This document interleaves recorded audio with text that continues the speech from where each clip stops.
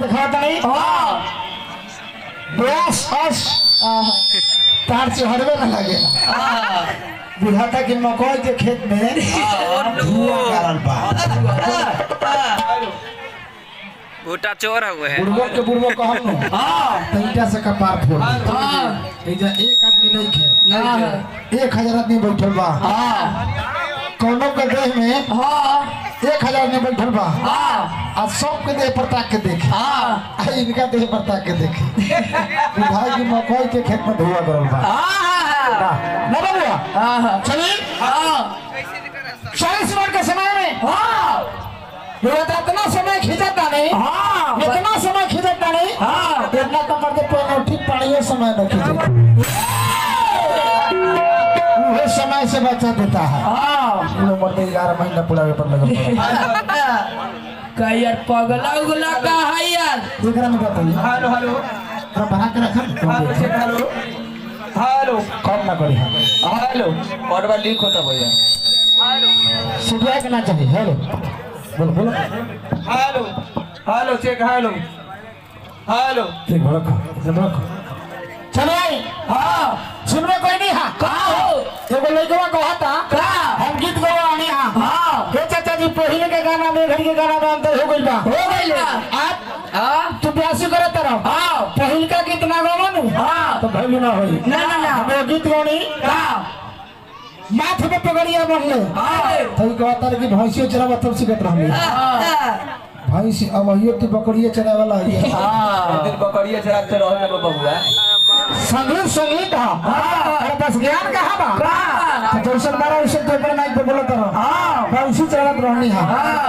भैंसी बकरी चरावत रहो कलाकारी से भेंट ना है बाबू ना कुछ दिन में गधा चराई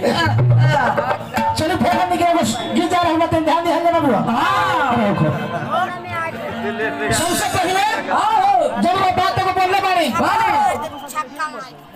कबीरा जब पैदा हुआ कहाँ लिखल बा आई हम पागल ब्यास मोहना का नाम जग दे हुआ कबीर साहब कहता नहीं कबीर साहब कहता नहीं कबीर साहब को चौपाई हो कबीर साहब कहता नहीं कि जब तुम आए जगत में ये मानो ध्यान दो जब तुम आए जगत में जगत हंसा तुम रोए लेकिन अब ऐसी करनी कर चले तुम हंसो जग रो कहता रहा कि कबीरा जब जन्म लिया मन तक व्यास के मुंह में रसगुल्ला ना रसगुल्ला के रस चुचा चुचा के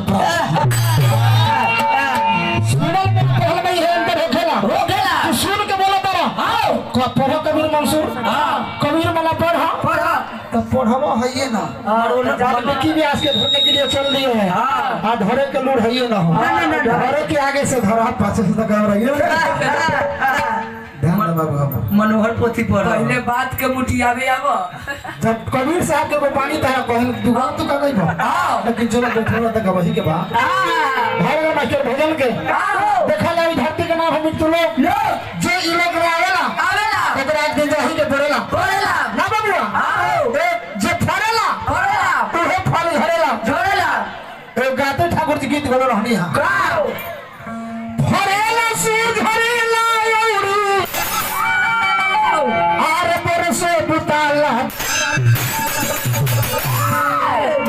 माइक पर बोला तो बोलता कि एकदम भैंसा चिल्ला रहा है ब्यास में तोहरा आवाज नहीं है ना तोहरा आवाज लौंडा वाला लौंडा वाला वो लौंडा ई क्षेत्र के नहीं है तो भरी के नहीं है और तोहर लखीसराय के लौंडा अरे फरला से झरेला ओड़ी ओकरा कौन से क्या करत बना के रखो हेलो ध्यान दी भैया फरला से झरेला ओड़ी अरे बरसे बुताल के मरेला ए खातिर चिंता नहीं करे के ई ओहे समय से बनल बा अरे एगो आवेला एगो धर्मशाला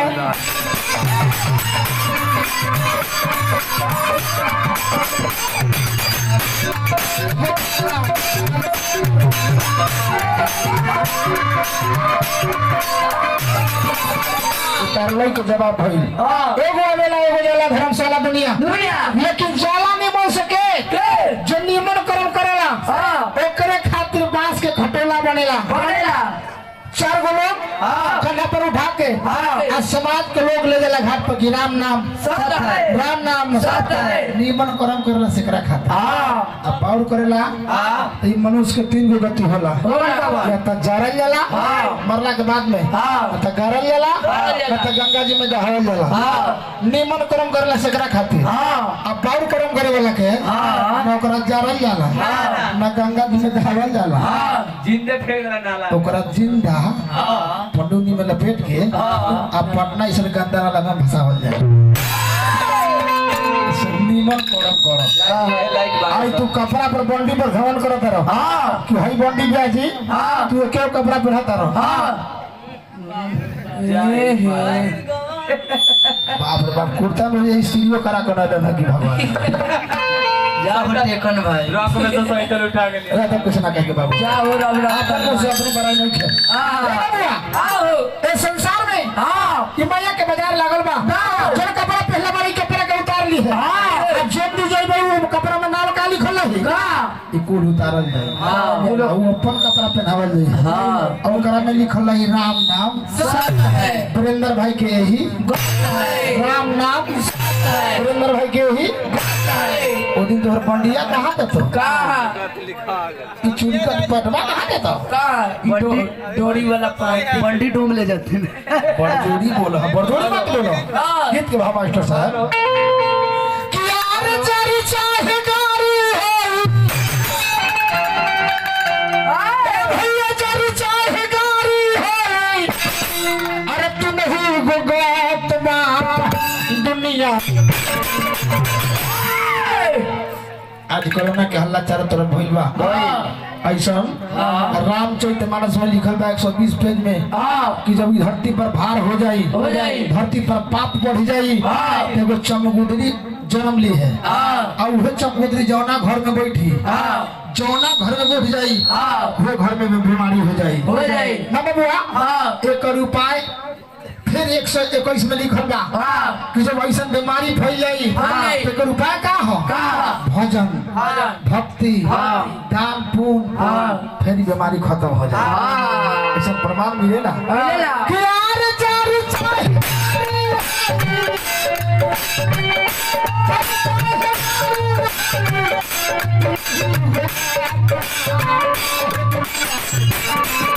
ये संसार में कुछ नहीं है बस राम नाम सतबा दुनिया में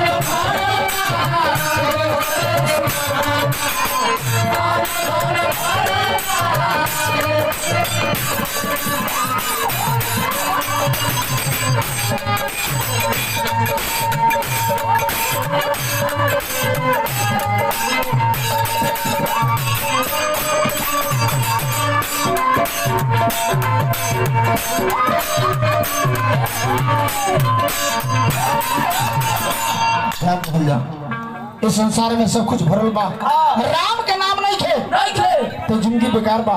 तुलसी वाला लिखा था नहीं हेलो हेलो हेलो ठीक है बहुत बढ़िया अच्छा हेलो तुलसीदास जी लिखा था कि जो मुख राम के नाम न आवा ए मुख ब्रह्मा व्यर्थ बनावा मुख काहे बोलबा निमन बात बोले खातिर आंख काहे बोलबा निमन चीज देखे खातिर पैर काहे बोलबा कहीं तुरंत धाम बा कहीं राम का चर्चा हो रहल बा ओही जा जाए खातिर ना बाबू पेट काहे बोलबा एक में शुद्ध शुद्ध भोजन करे खातिर हां एक घड़ी के ना खान पान निमन हो हां न बोल बतिहान निमन हो केहू ककरो से कम नहीं है ये पाप के धरती है हां ये से पाप बढ़ेला बाबू हो कहे के भावल का बाबू साथे न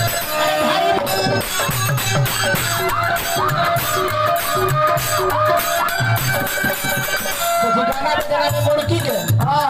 पुराना मकान के खिड़की के आगामी किनारमा के बाल के चुड़की के कुछ अलगे भाव बाबू मुर्गी के देखा जाता चप्पल हमारी के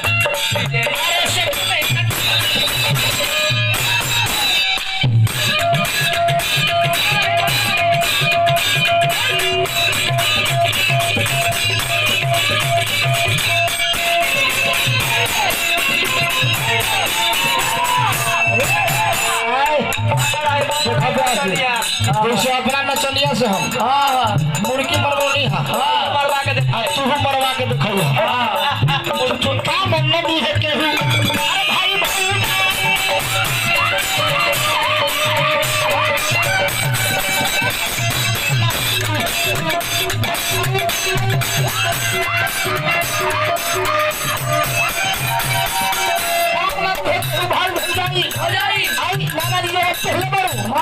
भाई ये डरवा के दिन काट के घाट पर हां यह ठीक यार डर देख के मारे घाट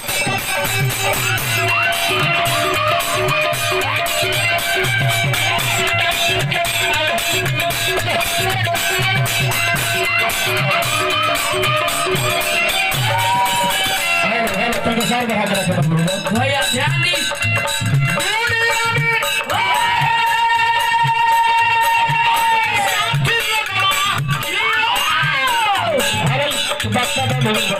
दुनिया में साथी लोग रहता ये दुनिया संसार साथी को देते हैं राम के साथी बा दुनिया में साथी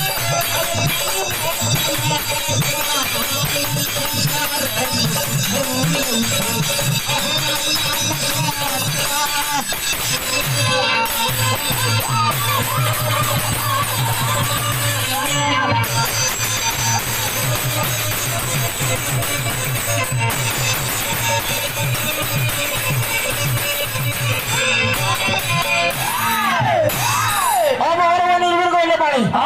उहे तहरा भावना बुझाइल हो सबरू के करे कहल लगा ई बुरहन के भाव हो एगो मिर्गा एगो मिर्गिनी दोनों व्यक्ति जंगल में प्रेम करत रहले हैं और उहे समय पे आधा मिर्गा के बाल मार देलस बा